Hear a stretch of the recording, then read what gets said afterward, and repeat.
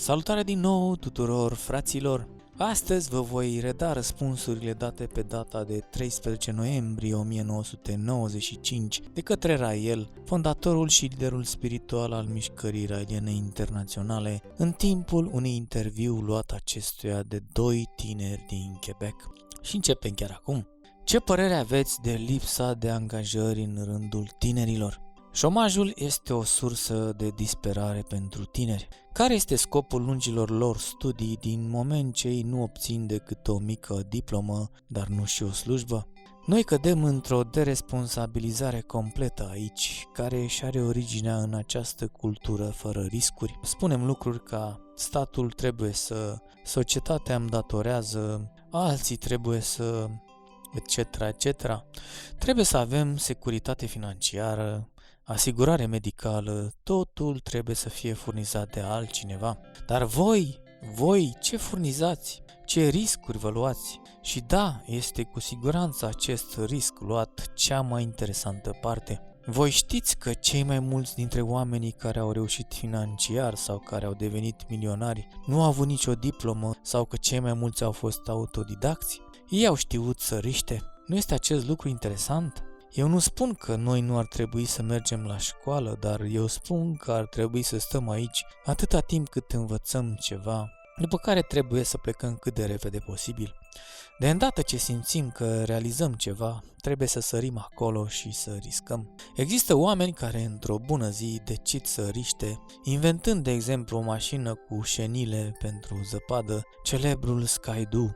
Acest lucru a fost făcut de domnul Bombardier din Valcourt și toți gândeau că este nebun. Și totuși astăzi este o imensă companie cu mulți angajați. El ar fi putut să continue să călătorească prin zăpadă și cu ajutorul cailor, dar nu, el a riscat. Există încă o mulțime de lucruri de inventat, așa că creați și riscați. Eu încurajez tinerii să riște și să ia parte la o activitate în care pot fi independenți, acolo unde își vor crea propriile lor angajări și unde vor deveni niște muncitori independenți și vor avea grijă de ei înșiși. Primii coloniști care au sosit în Quebec nu au întrebat cine ne poate da o slujbă. Ei s-au dus în pădure și au adus de acolo blănuri. Nu exista nicio asigurare medicală. Ei au avut grijă de ei înșiși și rezultatul de azi este această minunată țară. Ei au riscat așezându-se într-o altă țară fără a ști ce vor găsi la celălalt capăt, dar ei au luat această șansă și au acceptat consecințele.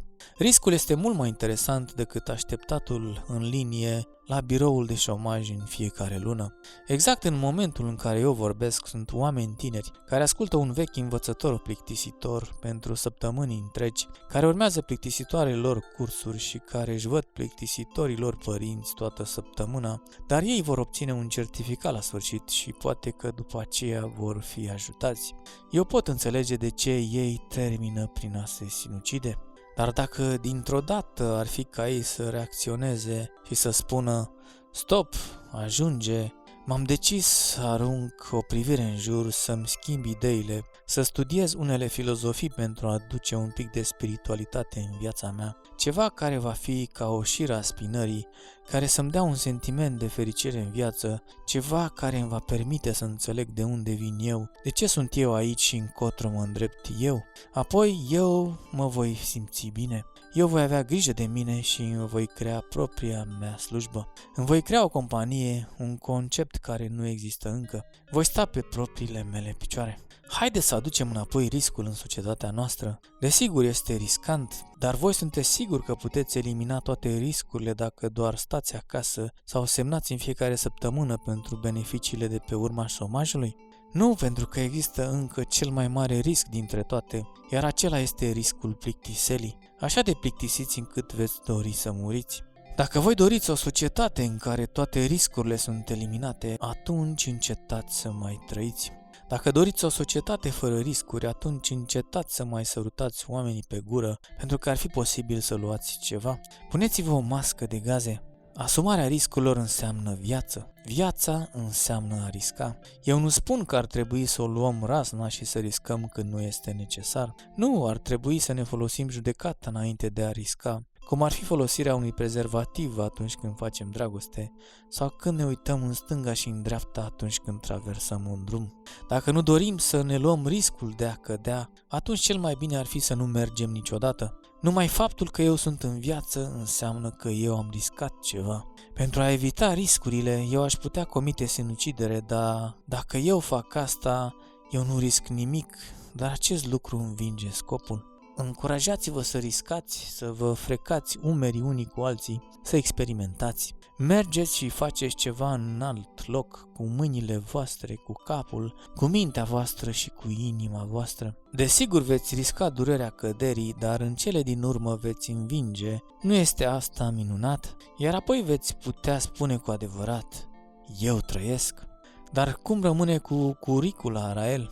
Elevii învață cursuri care vor fi total expirate până în momentul în care le vor termina. Acest lucru este teribil, iar tinerii știu asta, este ceva de care ei devin din ce în ce mai conștienți. Așadar, ceea ce le-a fost predat lor la școală acum 10 ani este total irelevant față de cererile pieței de astăzi, față de nevoile companiilor. Ceea ce învățăm pe tineri azi nu corespunde cu slujbele de mâine. Ei își petrec ore întregi învățând cum să tasteze, cum să scrie cu mâna și totuși în același timp sunt proiectate computere fără tastaturi cu microchipuri care vor înregistra cuvântările lor și le vor traduce direct pe ecranele computerelor lor. În cazul în care continuăm să învățăm elevii ceea ce făceam noi acum câțiva ani, nu îi vom pregăti pentru viitor. Va trebui să învățăm ceea ce vom face mâine. Desigur, acesta este un risc, dar va trebui să învățăm tinerii cum să riște, să-i ajutăm să experimenteze riscul în sport, în viețile lor profesionale și în iubire. Noi învățăm cum să se supraprotejeze, iar asta nu corespunde cu societatea de mâine, acolo unde va exista un pericol din ce în ce mai mare. Noi trebuie să-i pregătim pentru aceste pericole, să-i ajutăm să descopere frumusețea pericolului, pentru că pericolul este minunat, este excitant. Astăzi noi avem SIDA. Ce am putea face ca să nu o luăm niciodată? Ar trebui să nu mai facem niciodată dragoste sau ar trebui să folosim un prezervativ? Să nu mai facem niciodată dragoste? Ați putea încerca întotdeauna. De fapt, acest lucru susține Papa abstinența. În jurul vârstei de 15-16 ani noi suntem ca niște vulcani, Domnul Fuji în erupție. Așadar, ce ar trebui să facă? Să se abțină? Ok, atunci va trebui cu siguranță să le legăm mâinile de pat, după cum obișnuiau să facă odată creștinii. Haide să fim serioși! De ce avem așa de mulți oameni care practică bungee jumping? De ce atât de mulți oameni se urcă pe vârfurile celor mai înalți munți sau merg pe mare și surfează pe cele mai înalte valuri? Pentru că în acest fel este făcut omul. Omul dorește să riște, pentru că noi apreciem viața numai atunci când o riscăm. Nașterea noastră este un risc. Faptul că am fost concepuți a fost un risc. Micul spermatozoid care ne-a permis să fim concepuți a fost ejaculat împreună cu alți 300 de milioane. Numai unul a supraviețuit, restul au murit și datorită acestui lucru existăm noi astăzi. Este minunat. Viețile noastre au început cu un risc de 300 de milioane la 1 împotriva noastră și totuși noi am reușit. Nașterea noastră este o provocare pentru existență. Noi trebuie să predăm speranța tinerilor, să le explicăm cât de minunat este să ne zbatem în această societate pentru a fi în stare să găsim o provocare care ne excită creierul, care stimulează mințile noastre și care ne dă dorința de a trăi. Și am încheiat citatul.